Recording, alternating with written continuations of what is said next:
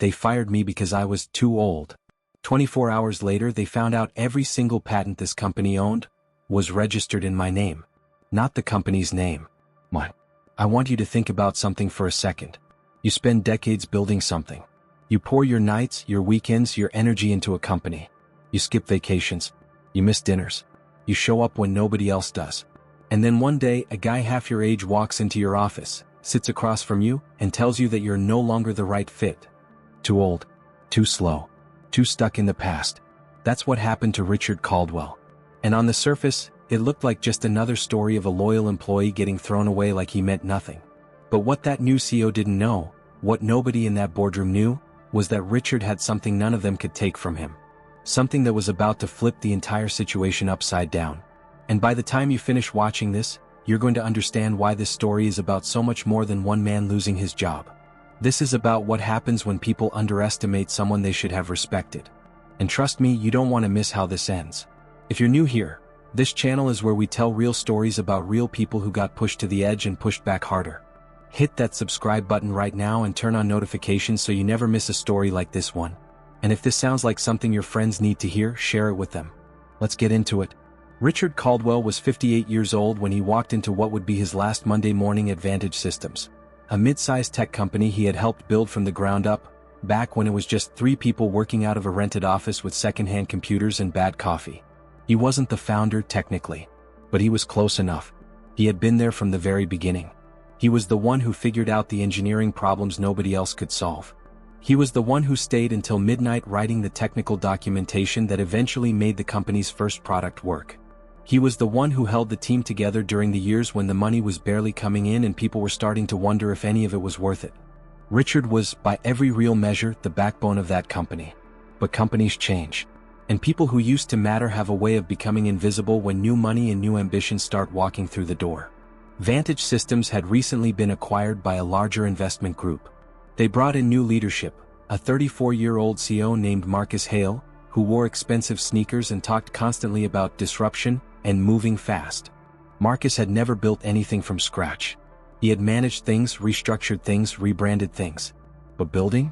From nothing? That wasn't his world. He looked at Richard and saw something outdated. A relic from an older era of the company. Someone who moved too slow, asked too many questions, and didn't speak the language of the new vision he was trying to push. What Marcus didn't bother to do, and this is the part that matters, was actually look at what Richard had done. Not just his job title, not just his age, but what he had actually created inside that company. Because if Marcus had done that, if anyone on that new leadership team had taken even 2 hours to go through the original contracts and patent filings from the early days, this story would have ended very differently. And much more quietly. But they didn't. So on that Monday morning in March, Richard was called into Marcus's office, a corner office that used to belong to the original founder, by the way, and he was told in the nicest possible corporate language that his position was being eliminated, that the company was moving in a new direction, that his contributions were appreciated, that there would be a severance package. Richard sat there and listened. He didn't yell. He didn't argue. He didn't make a scene. He just nodded, stood up, shook Marcus's hand and walked out. And the whole time, there was something sitting in the back of his mind. Something he hadn't thought about in years because he never imagined it would matter. A decision he had made a very long time ago, back when the company was young and nobody was paying attention to legal details because they were too busy just trying to survive. He had filed the patents himself. Back in the early days, the company had no legal team, no HR department, no proper structure. It was chaos in the best possible way. When Richard developed the core technology that would eventually become the foundation of Vantage Systems' main product line, he was the one who handled the paperwork. He was the one who put together the filings.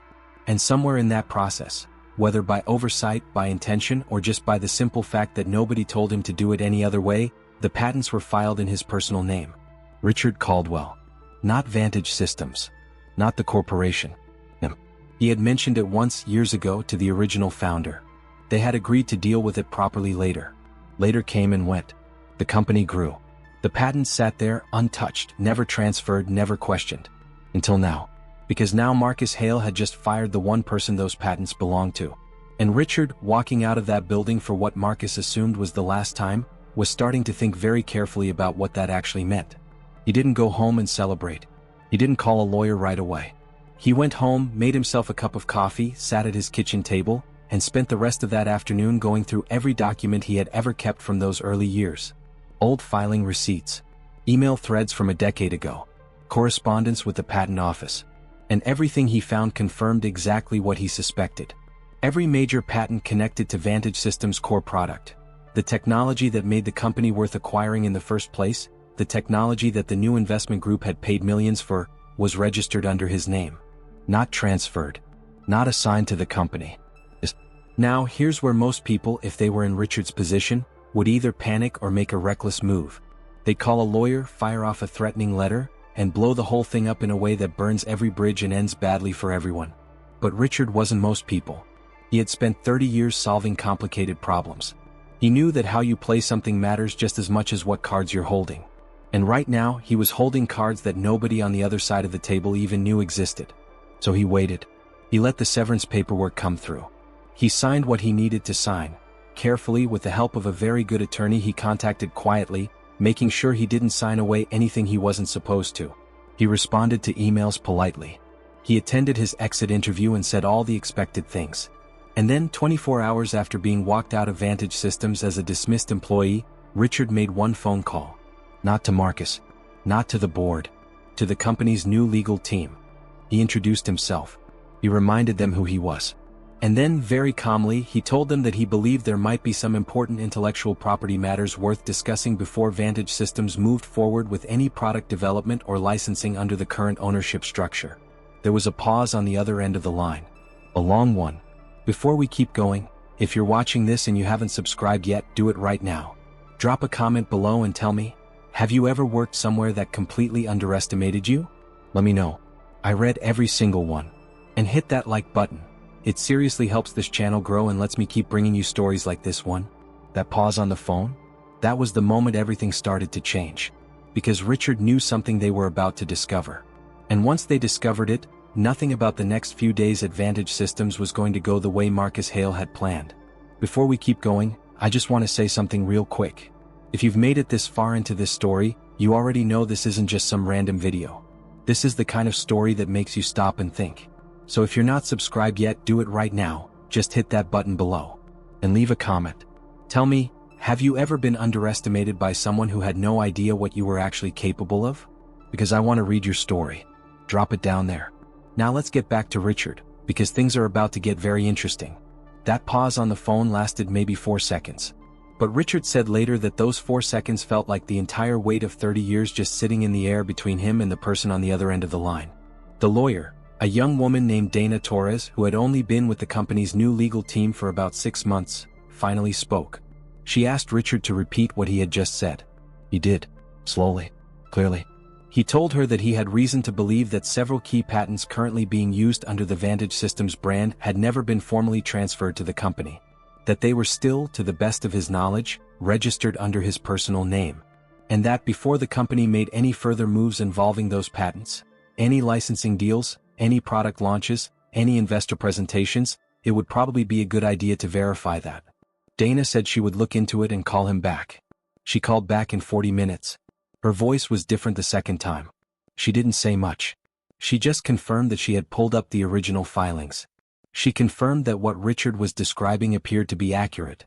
And she asked, very carefully, if Richard would be open to a meeting with the leadership team to discuss the situation. Richard said sure. Thursday worked for him. He hung up the phone and sat back in his chair. He wasn't angry anymore. He wasn't bitter. What he felt in that moment, he said later, was something closer to clarity. Like everything that had felt wrong and unfair and confusing over the past 24 hours had suddenly organized itself into something he could actually work with. He wasn't a fired employee anymore. He was a man that a very large company urgently needed to talk to. Thursday came fast. Richard walked into the Vantage Systems building wearing the same kind of clothes he always wore. Nothing flashy, nothing trying too hard. He knew some people perform confidence by dressing the part. Richard had never needed that. He just walked the way a person walks when they know exactly what they're holding. Marcus Hale was already in the conference room when Richard arrived. So were 2 other executives Richard didn't recognize, and Dana Torres, who gave Richard a small, tight smile when he sat down. Marcus, to his credit, didn't open with aggression. He opened with the kind of careful, measured tone that people use when they've been coached by their legal team to not say anything stupid. He said the company was aware of the patent situation. He said it was clearly an administrative oversight from many years ago. He said the company valued Richard's long history with Vantage Systems and wanted to find a fair resolution. Richard let him finish. Then Richard opened the folder he had brought with him, printed copies of every relevant filing, every original document, every piece of correspondence from the early years, and he placed it on the table quietly. He said he appreciated that. He said he agreed it was an oversight. And then he said the thing that changed the entire temperature of the room. He said he wasn't sure he wanted to simply correct the oversight anymore. Silence. Marcus blinked. One of the executives shifted in his seat. Dana kept her eyes on the documents in front of her. Richard explained calmly that when he had filed those patents, he had done so in good faith. That he had expected the company to handle the transfer properly at some point. That it never happened. And that given the circumstances of his recent departure, circumstances he described very precisely as a dismissal based on age rather than performance, he felt it was reasonable to take some time to think about what the right path forward actually looked like. He wasn't making threats. He was just being honest. But everyone in that room understood what honest meant in this context. Those patents weren't just pieces of paper. They were the core of what Vantage Systems sold. The technology that made their main product work. The reason the investment group had paid what they paid to acquire the company in the first place. Without those patents, without legal, clean, uncontested ownership of those patents, the entire acquisition was sitting on ground that could crack open at any moment. And Richard Caldwell, the man they had walked out of the building 48 hours ago, was the only person who could make that ground solid again. The meeting lasted 2 hours. Richard didn't yell. He didn't gloat. He didn't say, "I told you so," or make Marcus feel small, even though there was probably a part of him that wanted to. He just negotiated. He had spent his career solving hard technical problems, but what most people didn't know about Richard was that he was also, quietly, one of the best people in any room at understanding what something was actually worth. He had watched the company grow. He had watched the acquisition happen. He knew the numbers. He knew what those patents represented to the investors, to the product roadmap, to the future of the company. So he came to that meeting with a very specific idea of what he wanted. He wasn't asking to come back to his old job. He didn't want that. What he wanted was something that reflected what he had actually built, what he had actually contributed over 3 decades, in a way that the company had never formally acknowledged before. He wanted equity. A real stake in the company. Not symbolic, not small. A real percentage tied to the patents he had created, structured in a way that would pay him ongoing royalties based on how those patents were licensed and used going forward. He wanted a formal written acknowledgement of his contributions to the company's foundational technology. Something on the record, something that couldn't be quietly erased later. And he wanted the age discrimination claim he had grounds to file to be settled. Not in a courtroom. Privately, fairly, and quickly. Marcus looked at the executives. The executives looked at Dana. Dana looked at her notes. And then Marcus asked for a short break. They came back 20 minutes later. The answer was yes. Not to every single detail. There was still negotiating to do, still lawyers on both sides who would spend the next few weeks going through drafts and revisions. But the core of what Richard had asked for? Yes. Because the alternative, fighting a man who legally owned the patents your entire company was built on, while also facing a potential age discrimination lawsuit, while also trying to reassure nervous investors that everything was fine, that alternative was not something anyone in that room wanted to experience. It was cheaper, faster, and smarter to just give Richard what was fair. Which, when you think about it, is what they should have done from the beginning. Richard told a friend about that Thursday meeting a few weeks later. His friend asked him how it felt. Walking back into that building. Sitting across from the guy who had fired him. Getting what he got. Richard thought about it for a second. He said it didn't feel like revenge. He said revenge was what you felt when you wanted to hurt someone. He didn't want to hurt Marcus. He didn't even really dislike him in the end. Marcus was just a guy who had made assumptions without doing his homework. A lot of people do that. What Richard felt, he said, was more like correction. Like something that had been tilted the wrong way finally got straightened out. He had built something real.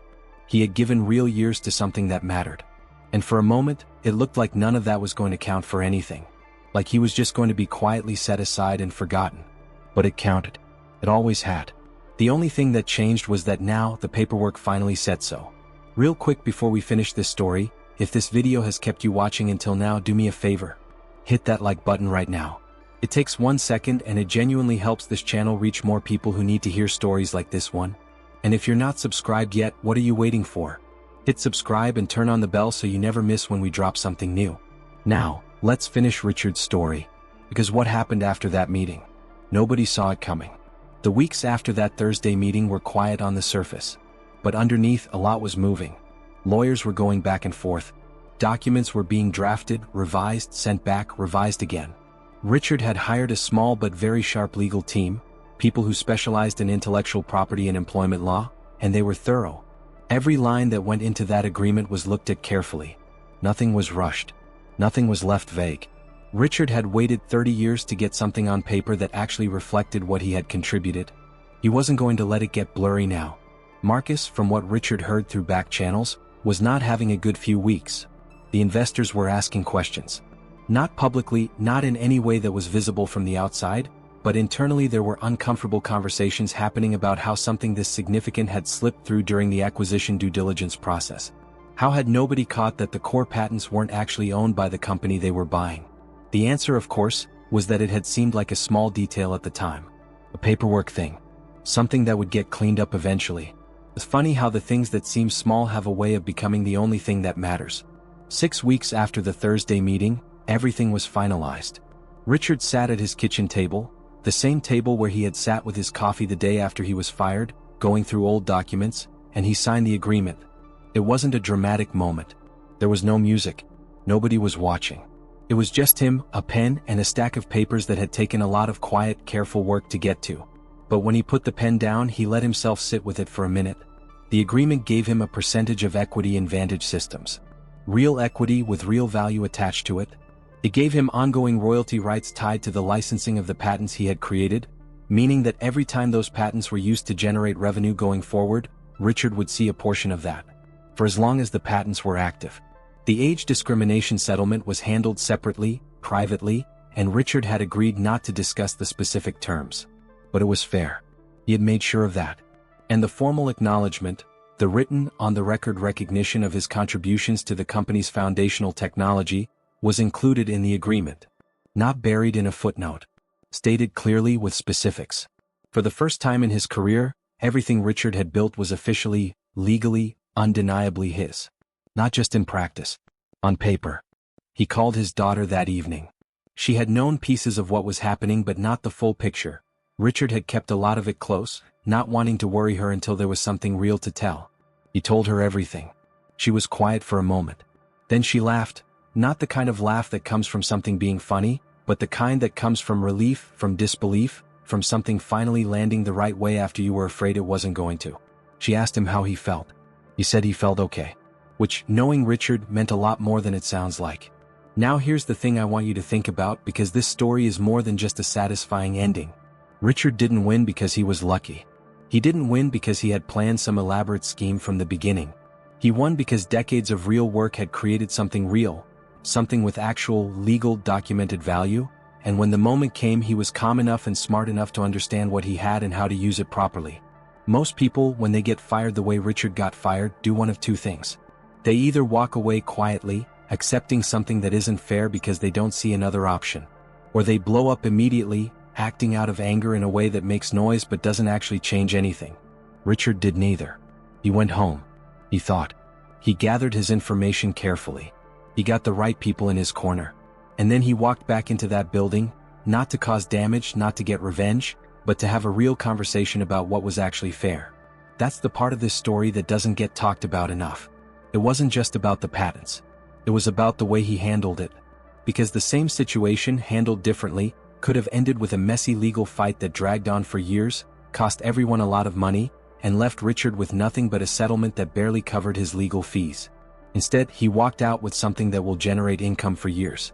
The difference was patience, clarity, knowing what he had and not letting anyone pressure him into undervaluing it. Marcus Hale, for his part, stayed on as CEO of Vantage Systems. The company continued moving forward. Publicly, nothing about any of this was ever announced. The whole thing was handled quietly, the way these things usually are when both sides have reasons to keep it that way. But inside the company, people knew. The story moved through the hallways the way stories do, quietly, person to person, slightly different with each telling.